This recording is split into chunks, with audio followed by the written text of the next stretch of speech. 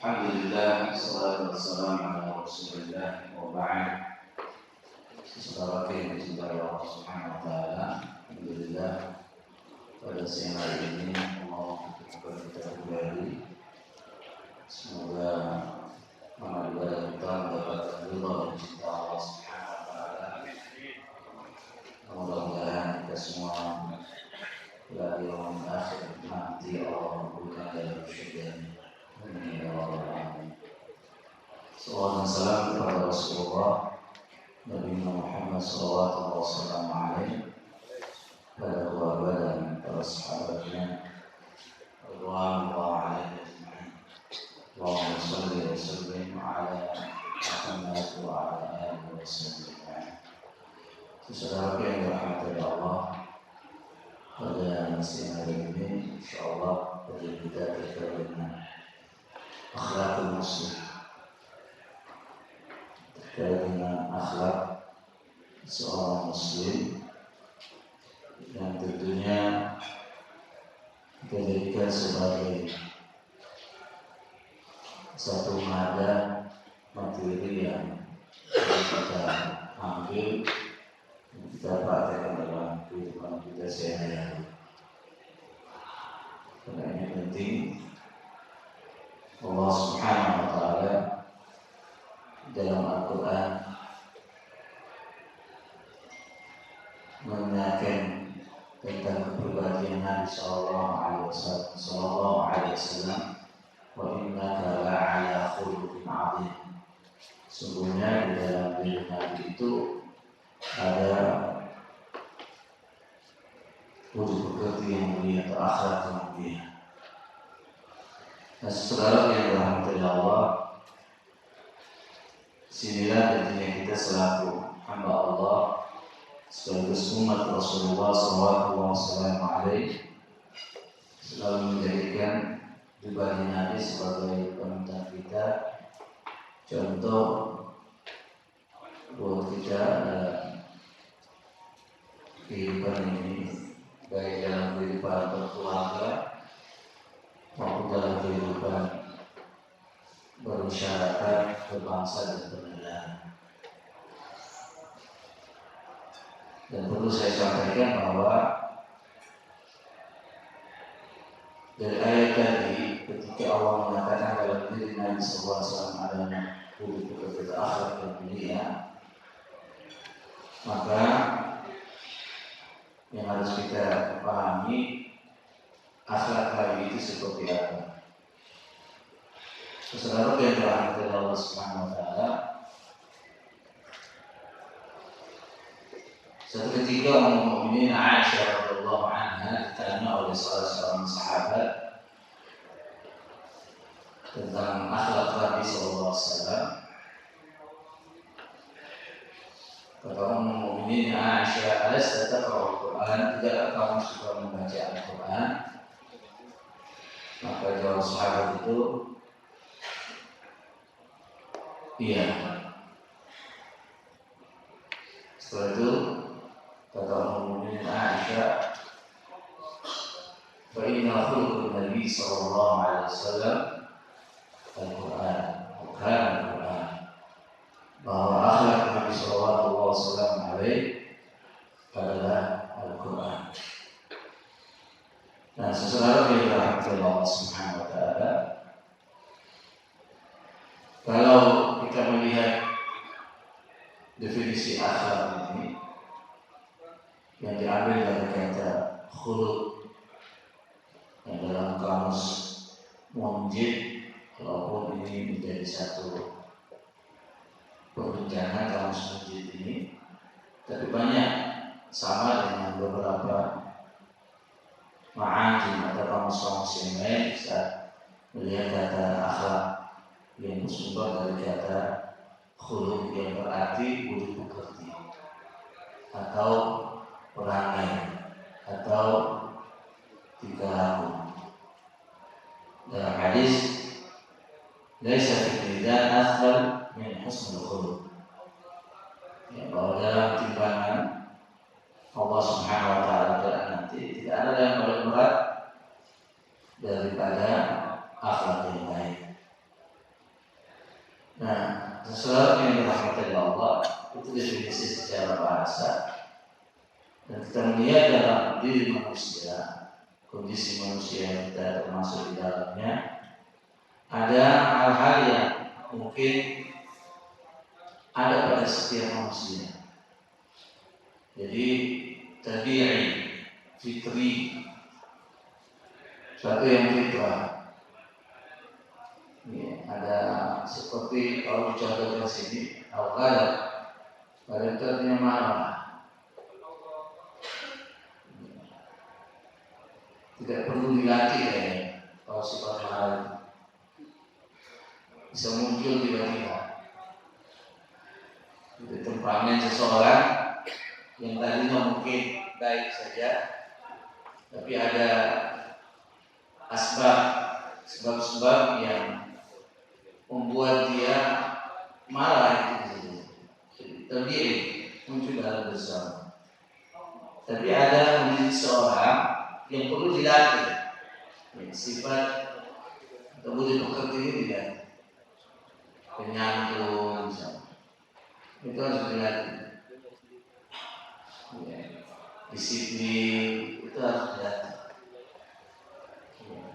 Jadi sesuatu yang kita Allah Subhanahu wa taala yang seperti ini harus kita pahami. Ibnu Mas'ud, seorang ulama juga, dia mengatakan akhlak itu apa? Hal linnas da'iyatun laha ila af'ali min ghairi fikrin wala ru'yah. Hal satu kondisi linnas bagi jiwa seseorang. Jadi ada kondisi yang ada di jiwa seseorang, da'iyatun laha ila af'ali. Da'iyah mengajak kepada orang itu selalu untuk melakukannya. Min ghairi fikrin wala ru'yah, tanpa dipikir dulu dan tanpa ru'yah, ya, diketahui dulu. Jadi ini kondisi yang ada di dalam diri kita semua, yang akan muncul dalam diri kita perbuatan-perbuatan dan tanpa disadari itu bagian daripada budi pekerti kita. Mungkin kadang orang dilihat wajahnya, mungkin ada mungkin kultur daerahnya, selain wajah saja, nada suaranya saja bisa tinggi. Apalagi orang yang tinggal dekat laut, secara ilmu psikologi itu dikatakan bahwa orang yang tinggal di daerah laut rata-rata suaranya atau nada suaranya lebih tinggi. Setiap hari dengan suara gelombang laut, jadi nggak bisa luput suaranya. Tapi ternyata setelah kita bermuamalah, berinteraksi dengan dia, sudah jadi banyak kebaikan yang kita dapatkan. Sebaliknya, jika ada orang yang mungkin suaranya lembut, ya, halus, suaranya juga kasar, tapi setelah kita berinteraksi dengan dia, lama-lama kita tahu karakternya. Orang ini suka pemarah atau pendendam dan lain sebagainya. Karena itu sesuatu yang dirahmati oleh Allah. Dari dua kondisi ini kita melihat definisi akhlak secara istilah. Di antaranya definisi yang disampaikan oleh Imam Al-Ghazali dalam kitab Ihya Ulumuddin, dia katakan fal khalqu ibaratun an hay'atin fil nas rasihatun an tasdurul af'al bisuhulatin wa yusrin min ghairi hajatin ila fikrin wa ru'yatin. Jadi akhlak itu adalah sifat yang tertanam dalam jiwa. Sifat yang tertanam dalam jiwa yang mendorong lahirnya perbuatan dengan mudah dan ringan, tanpa pertimbangan dan pemikiran mendalam. Ini definisi akhlak menurut Imam Al-Ghazali dalam kitabnya Ihya Ulumuddin. Sangat populer sekali kitab ini. Nah, sekarang kita lihat setelah itu ada beberapa istilah sering yang mungkin lewat saja mengenai waktu di sini, agak singkat. Dan kita lihat sebentar klasifikasi istilah akhlak, etika dan moral. Kalau etika merupakan ajaran yang membahas kebaikan dan keburukan berdasarkan ukuran akal. Dan nanti dilihat standarnya, di mana standar etika itu. Kemudian moral merupakan ajaran yang membahas kebaikan dan keburukan berdasarkan ukuran tradisi yang berlaku dan berkembang dalam suatu masyarakat tertentu. Dan yang ketiga, akhlak merupakan ajaran yang membahas kebaikan dan keburukan berdasarkan ukuran ajaran agama. Jadi akhlak tingkah laku manusia yang dilihat dari segi baik dan buruknya, apa yang harus dilakukan dan bagaimana cara melakukan sesuatu untuk diri dan orang lain dalam mencapai tujuan. Nah, di sini ada indikatornya, perbedaan di antara tiga tadi. Jadi kalau kita lihat etika, moral, akhlak, objek kajiannya sama. Jadi kalau kita berbicara terkait dengan etika, pasti terkait dengan perilaku manusia, terkait baik dan buruk. Kalau kita berbicara moral, juga sama, pasti terkait dengan apa, perilaku manusia, terkait baik dan buruk. Begitu juga dengan akhlak. Jadi perilaku manusia terkait dengan baik dan buruk. Ini objeknya. Tapi ukurannya di mana? Parameternya mana? Ukurannya kalau etika itu yang lebih dominan adalah akal manusia. Dan moral adalah adat istiadat, sementara akhlak ukurannya adalah agama. Nah, oleh karena itu, ya, akan beda antara akhlak dengan akhlak Islamiyah. Jadi kalau akhlak itu perilaku yang dilakukan berulang-ulang karena sudah mendarah daging pada seseorang, bersumber dari hati nurani. Ya, kalau akhlak Islamiyah yang berdasarkan ajaran Islam, bersumbernya apa? Al-Quran dan Sunnah Rasulullah SAW. Sehingga sesuatu yang dirahmati oleh Allah, ya sesungguhnya hati nurani kita ini pasti ingin kepada kebaikan. Apapun dia, latar belakang agamanya, latar belakang sukunya, warna kulitnya, secara fitrah kita semua ingin supaya hidup dalam keadaan aman, contohnya nyaman. Ya. Coba kalau misalkan kita mendapatkan satu kondisi di mana di saat itu membuat kita cemas, pasti ada. Tiba-tiba kita jalan ada terjadi kebakaran. Ya, kalau kita kemarin ada isu sekian kapal terbakar. Tapi sebelumnya kita dengar ada beberapa mobil bahkan kendaraan dibakar di Jawa Tengah. Itu terjadi membuat kita tidak nyaman.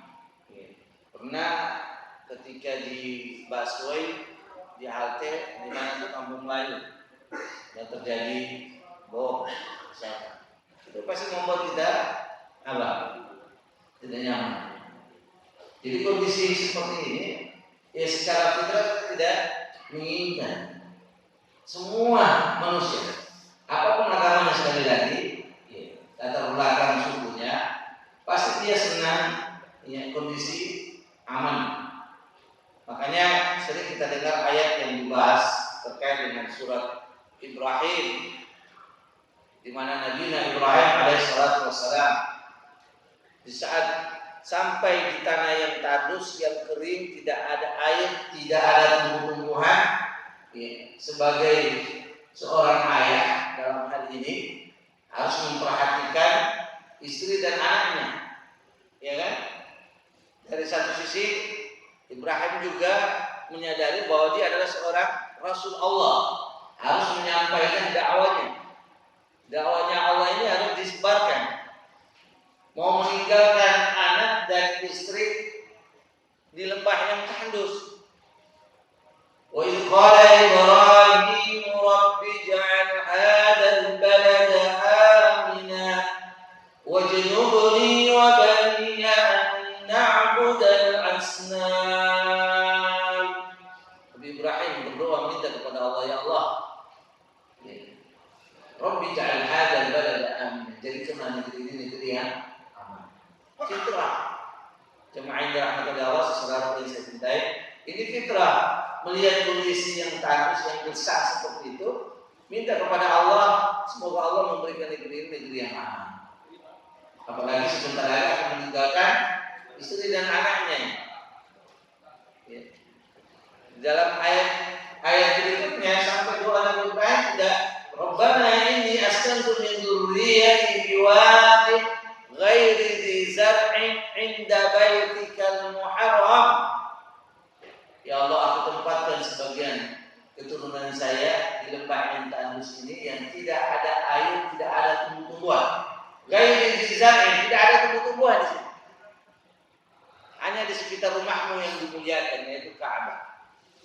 Terus saudara yang dirahmati Allah Subhanahu wa taala, yang tadi saya katakan dari satu sisi sebagai ayah, ya, sebagai suami ada Siti Hajar istrinya, sekaligus Ismail anaknya. Di satu sisi apa? Seorang Rasul Allah harus berdakwah lagi. Maka ketika dia tempatkan kedua orang ini, Siti Hajar istrinya Ibrahim, Ismail anaknya Ibrahim, pergi Nabi Ibrahim kembali lagi ke Palestina menyampaikan dakwah yang merupakan amanah dari Allah Subhanahu wa taala. Coba saudara yang dirahmati Allah, kita kembali, artinya hati nurani itu pasti kita ingin kondisi ini aman. Saat kondisi tidak nyaman, kita tidak akan menginginkan. Jadi kalau ada orang hidup dengan kondisi yang tidak nyaman, enjoy saja, ini perlu ditanyakan fitrahnya. Nah, tapi kalau berbicara akhlak Islamiyah, pasti harus kembali kepada Al-Quran dan Sunnah. Nggak bisa kembali kepada fitrah saja. Karena Al-Quran dan Sunnah pasti berbicara terkait dengan fitrah juga. Jadi saudara yang kita oleh Allah Subhanahu wa taala, seperti yang saya katakan tadi, kalau Rasulullah sallallahu alaihi wasallam ketika disampaikan oleh Ummul Mukminin Aisyah kana khuluqul Quran, bahwa akhlak Nabi sallallahu alaihi wasallam kepada Al-Quran, maka seorang muslim sekarang ini saya katakan bagi kita semua berakhlak mulia itu harus dia kepada Al-Quran. Karena kita jadikan Al-Quran sebagai rujukan kita. Tentunya juga dengan hadis Rasulullah sallallahu alaihi wasallam. Tidak bisa kita kembali kepada adat istiadat.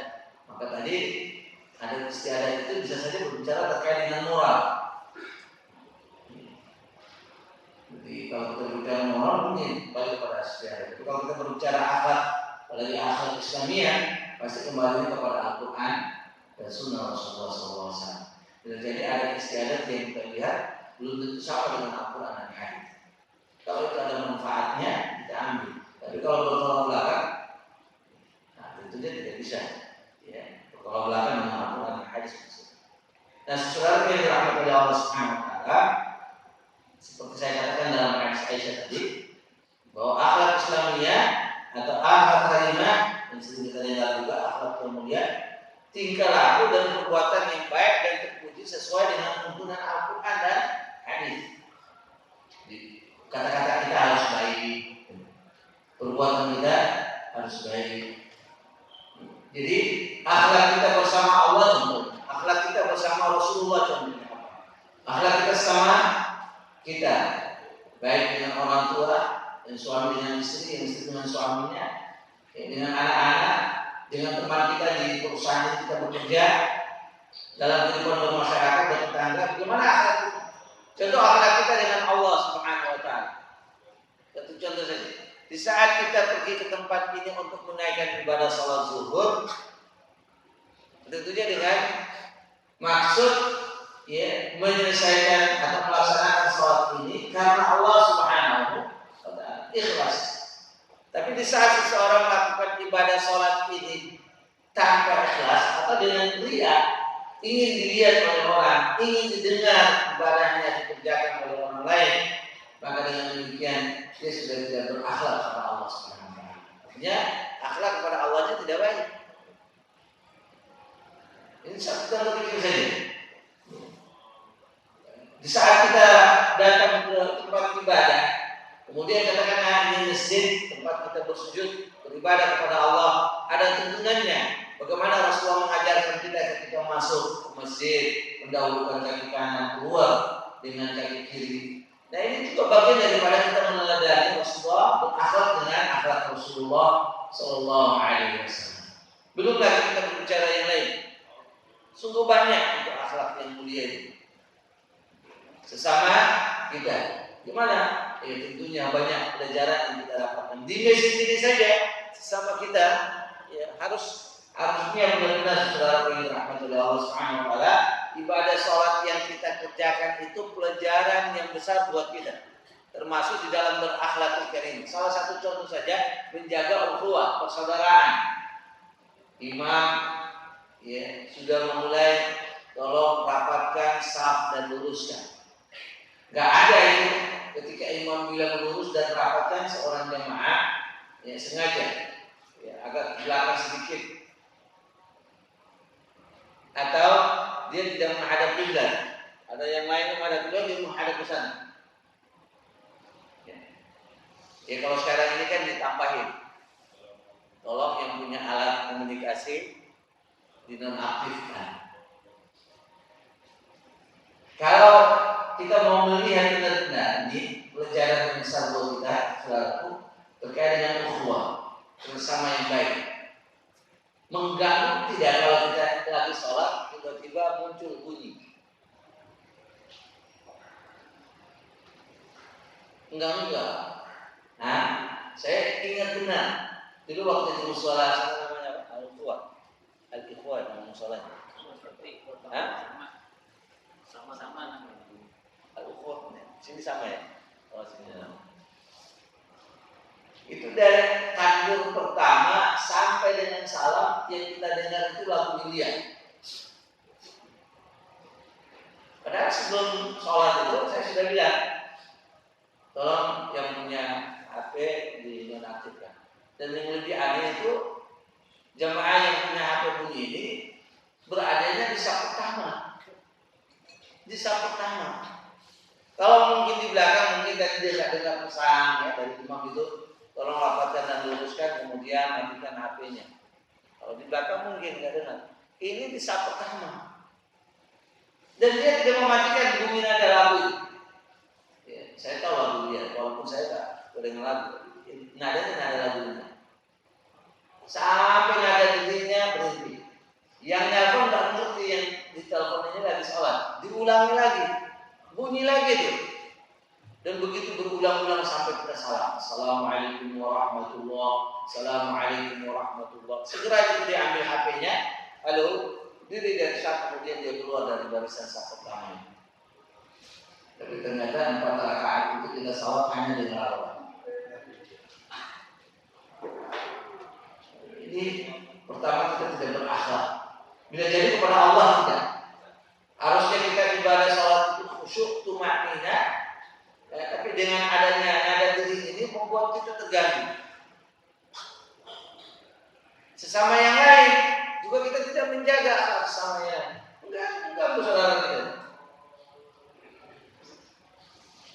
Makanya ya sebaiknya itu HP-nya dimatikan. Kalau hidup ya dalam posisi saya misalkan tidak bunyi nada diri. Walaupun nanti terganggu juga kalau di kantung. Ketika di kantung masih bergetar, wahnya bisa masuk. Biasanya akan begitu. Nah, saudara yang dirahmati Allah Subhanahu wa taala. Makanya ketika kita berbicara akhlak yang baik kepada Allah, kepada Rasulullah dan juga kepada sesama kita, kembali kepada Al-Quran. Jadikan Al-Quran sebagai rujukan kita. Tentunya juga dengan hadis Rasulullah SAW. Kalau kita lihat hadis ini, kemudian Aisyah radhiyallahu anha ditanya, "Su'ilat Aisyah an khuluq Rasulullah SAW, faqalat kana khuluquhu Al-Quran." Ini hadisnya sahih.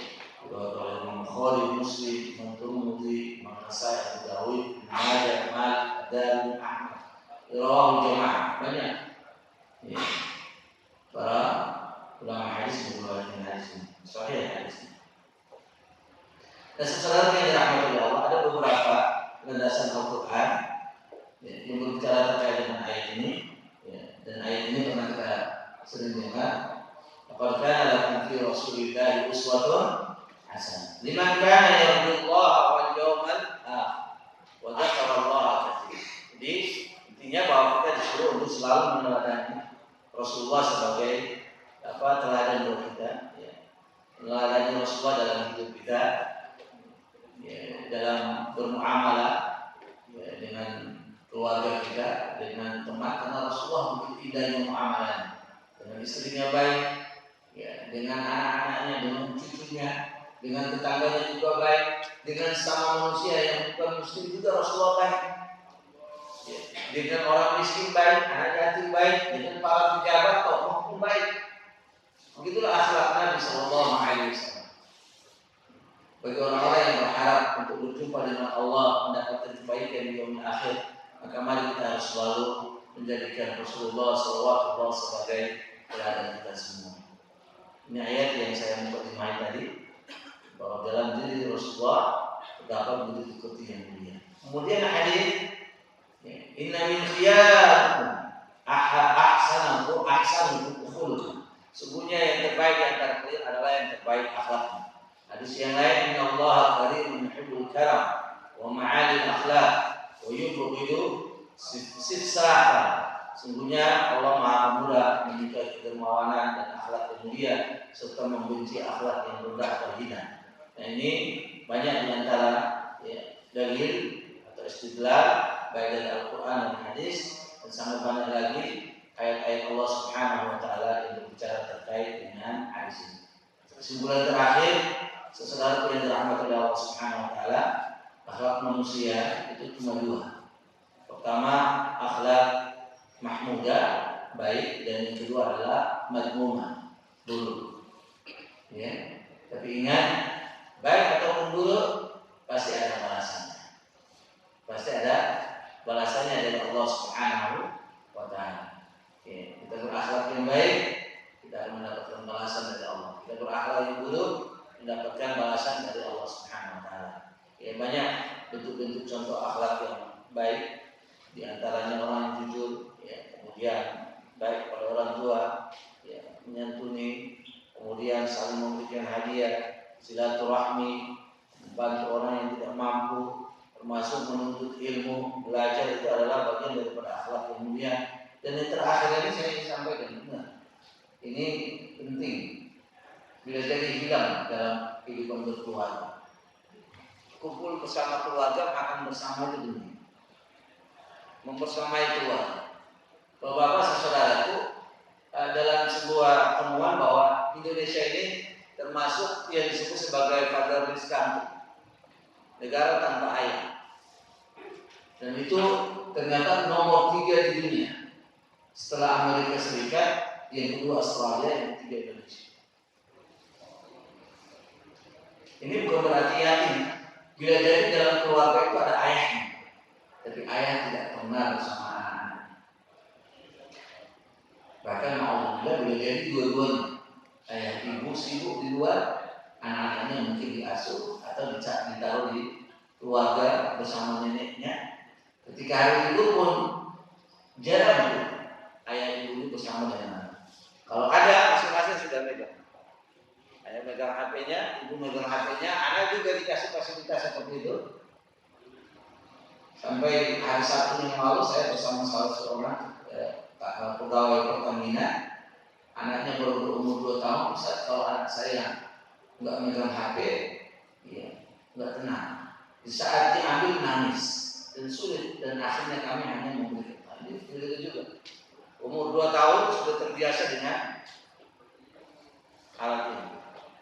Saya khawatir, ya, kalau dibuat yang baik, makanya saya bilang ini bersama anak, bersama keluarga makan bersama. Ya kalau memang kita di kantor, ya tidak mungkin. Tapi di saat kita ada di rumah, ajaklah bersama. Baik di rumah. Kalau makan di luar pun bersama. Bagian daripada akhlak yang mulia. Ya. Ini contoh-contoh akhlak yang tidak terpuji. Ya, ada ria, ujub, ya, tidak membantu yang lain, mencemooh, mencela, ya, mencuri, korupsi, ya, kemudian ya, suka kepada ya, hal-hal yang hura-hura yang tidak ada manfaatnya. Ini contoh-contoh yang mungkin kita lihat dalam kehidupan kita, ya, tawuran, berantem. Saya ingin sampaikan kepada bapak-bapak saudara semua untuk memperhatikan anak-anak kita. Dan 2 pekan yang lalu di salah satu sekolah Islamiyah di Jati Asih, itu dua anak datang ke sekolah membawa celurit, dua anak sanawiyah, jadi umuran SMP, dan ya alhamdulillah sampai masyarakat yang menyelesaikan ditahan itu dua anak, dan banyak kita mendengar bagaimana guru mudah saja dianiaya sama murid, itu juga sama mereka sama murid, dan ini bagian yang tidak terpuji, akhlak-akhlak yang buruk, dan perlu kita sadari sesuatu yang dirahmati oleh Allah Subhanahu Wa Taala bahwa semua yang kita lakukan baik dan buruk itu pasti ada balasannya. Faman ya'mal mithqala dzarratin khairan yarah, wa man ya'mal mithqala dzarratin syarran yarah.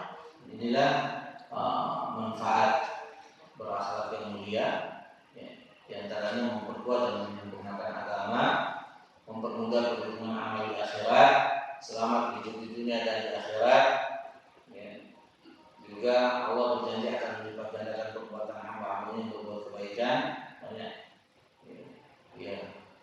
Jadi itulah yang bisa kita dapatkan dari kajian siang hari ini.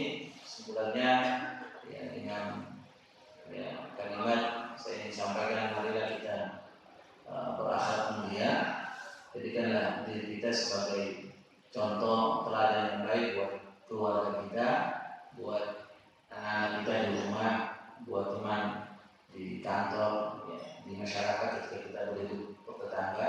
Dan akhlak yang mulia itu adalah akhlak yang bersumber dari Al-Quran dan Sunnah.